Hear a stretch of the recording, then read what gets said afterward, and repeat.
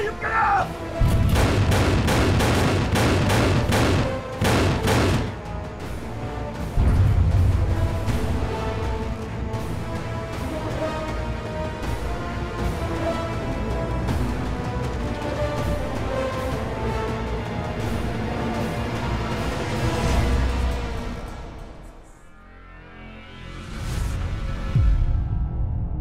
Bali! Tama na! Mamatay ng papa ko! Mamatay ng papa ko! Mamatay ng papa ko!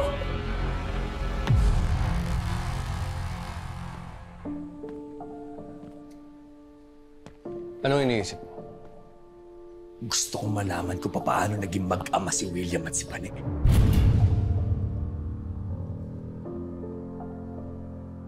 Bakit di niya ako nakilala nung gabi na yun?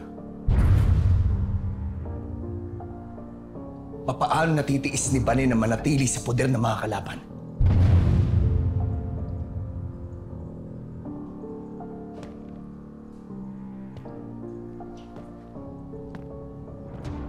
Sigurado ka bang kaibigan mo yung nakita? Baka naman kamukha na. Sigurado ako. Dahil una sa lahat, hindi lang siya basta kaibigan sa akin. Higit pa siya sa kaibigan.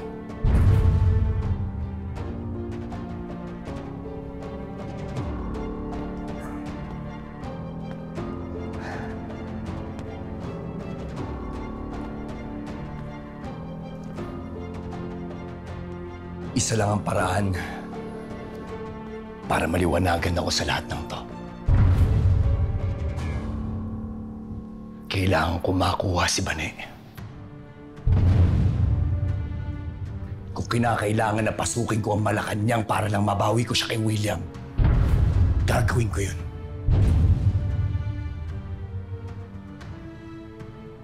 Pero kailangan ko ang tulong mo, Edgardo.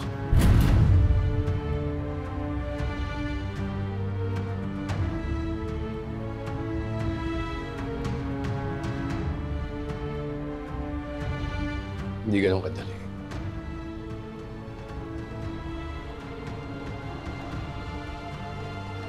Kailangan pagpanuhan.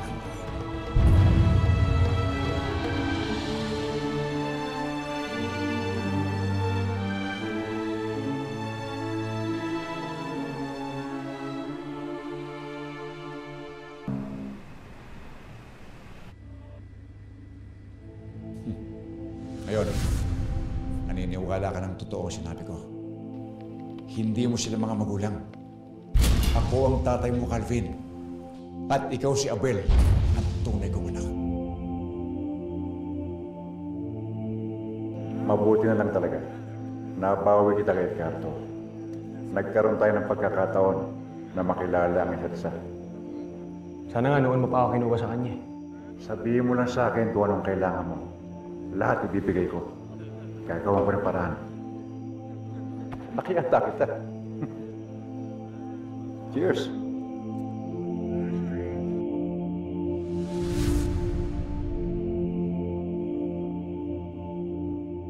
Ano nangyari kay Antonio?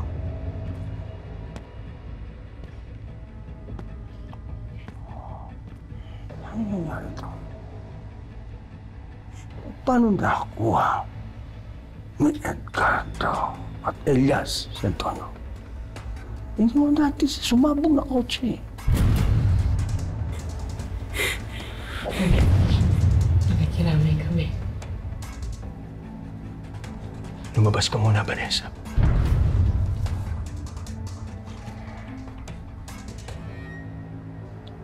Sige na.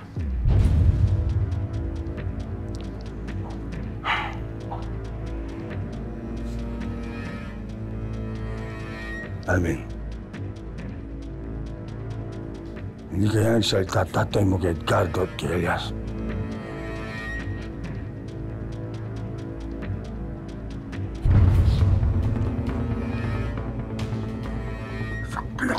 Wala akong pakialam! Alvin! Ikaw ang dahilan kung bakit napatay ang tatay ko. Wala kang ginawa para protektahan ang mga kampi mo. Nauna ka pang tumakas!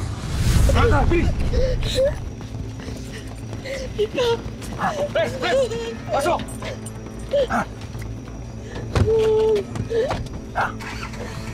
Si Mama! Wala kang kwenta! Wala kang kwenta! Bitawan mo si Papa! Sandali lang! Calvin! Hindi si Papa ang kalaban mo! Kung may sisisihin ka sa nangyari, si Elias yun! At ang sindikato! Halika na, Papa. Halika na po. Halika na po kayo.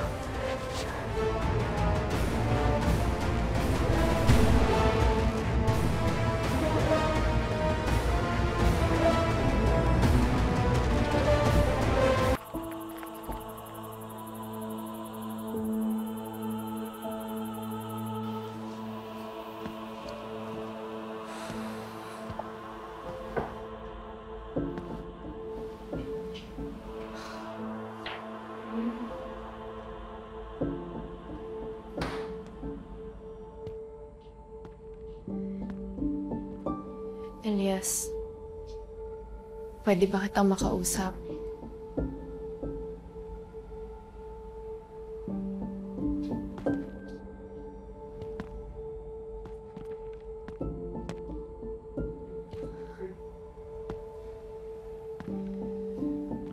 Sorry, Elias. Hindi ko sinasadyang marinig ang usapan niyo ng tatay mo. Sasalakay ulit kami. At babawiin ko siya kay William. Teka lang. Sasama ako. Alam mo naman na marunong ako bumaril, di ba? Pakinabangan niyo ako. Nimpa, alam ko yun. Pero Nimpa, ilang kaibigan ko lang nalagas dahil sa laban ko. Ayoko nang dagdagan yun. Lalo ka na. Ikaw na lang natitirang kaibigan ko, Nimpa. Kaya kailangan kitang ingatan, kailangan kitang protektahan. Kaya nakikiusap ako. Mas ligtas ka dito, Nimpa.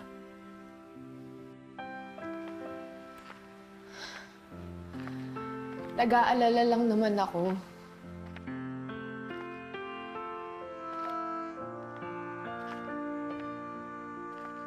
Kung nandun ako, matutulungan kita. At hindi basta-basta lang maaalis ang pag-aalala ko sa iyo, Elias.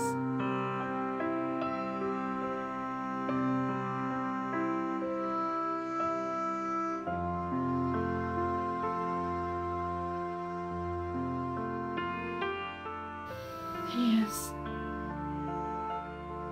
mahal kita.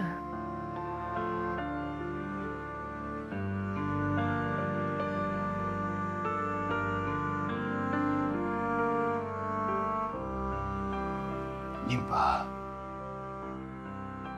Nimpa, mahalaga ka sa akin. Dahil kaibigan kita.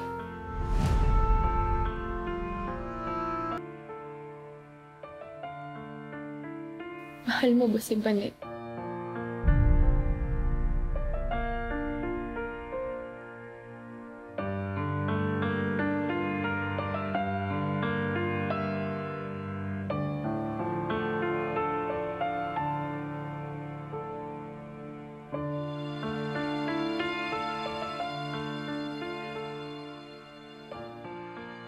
Ganun nga talaga siguro kapag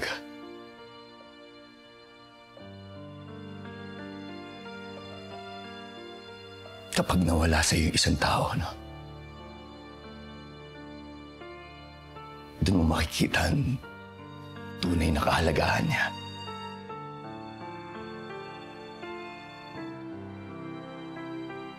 Pero alam ko na hindi pa huli ang lahat. Alam ko na mabawi pa natin siya. At alam ko na makakabawi pa ako sa lahat ng mga pagkukulang ko sa kanya.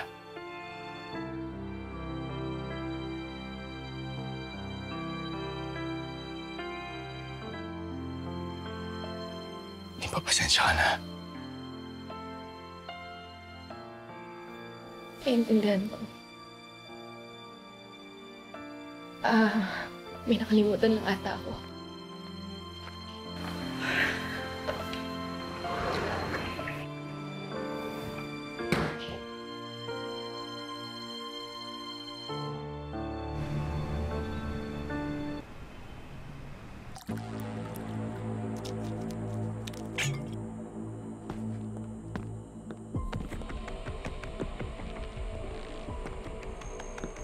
Calvin.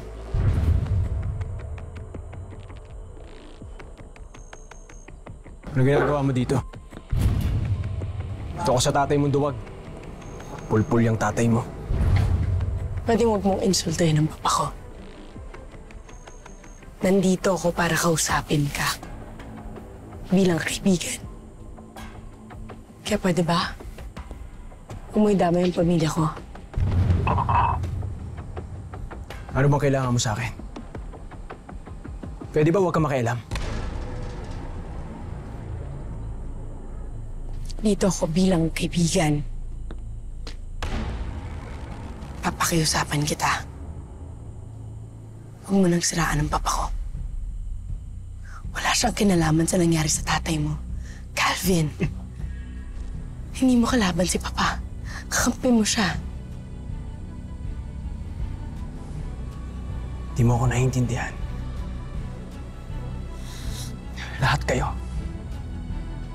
Lahat kayo, hindi niyo ako naiintindihan!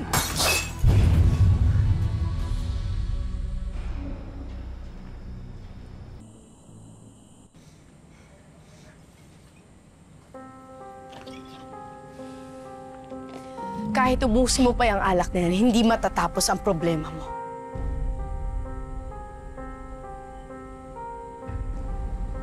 Di mo alam kung anong problema ko. At simulan mo. Magkwento ka.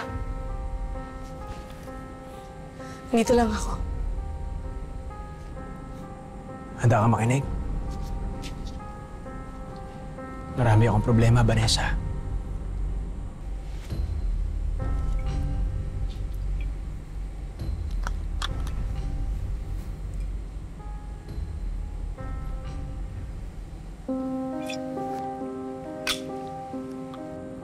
Sigurado ka ba talaga? Pakikinig ako, Calvin.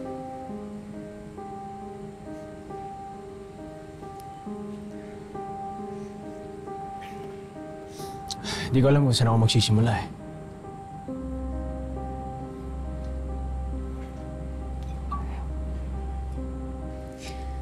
Ba't di mo simulan nung bata ka?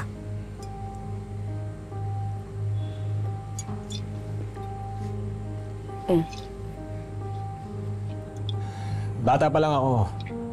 Tarantado na talaga ako. Aminado naman ako dun. Sinabi nga ng papa yun. Pero wala akong karapatan na husgahan ka.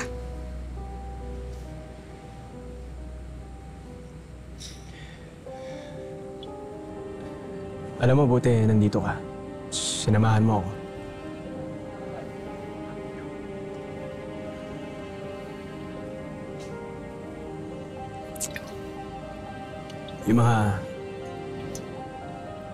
Yung mga tatay ko kasi noon,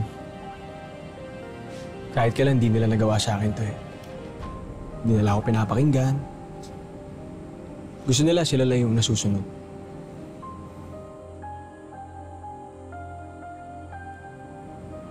Wala ka ba talaga naaalala? Kahit konti.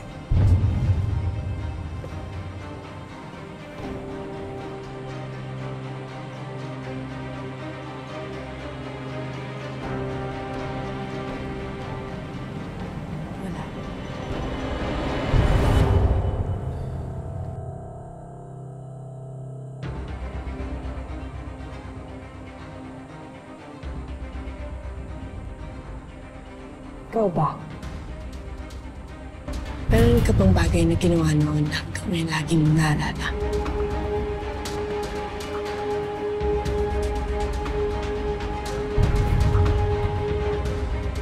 Oo.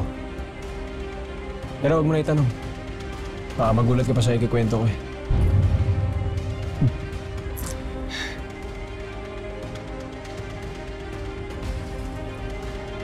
Kasi patay nagkwento ka.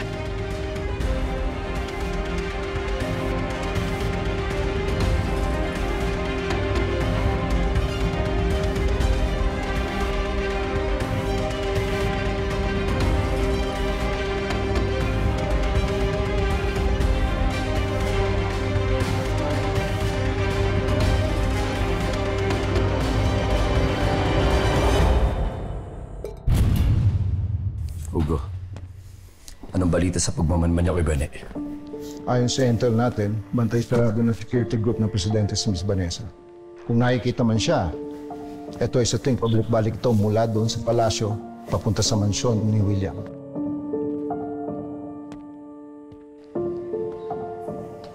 Pagkatapos ng pagsalakay natin kay William, sigurado ako na mas maigpit na ngayon ang security niya. Hindi ka basta-basta makakalapit kay Vanessa, Elias. Alam ko. Kaya kung kukunin ko man si Bane sa isang lugar na hindi lang inaasahan.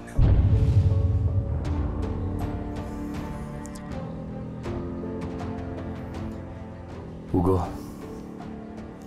alamin mo kung may pupuntahan pa si Bane na madali kong masasalisihan ng grupo ni William. Masusunod po, Sir Elias.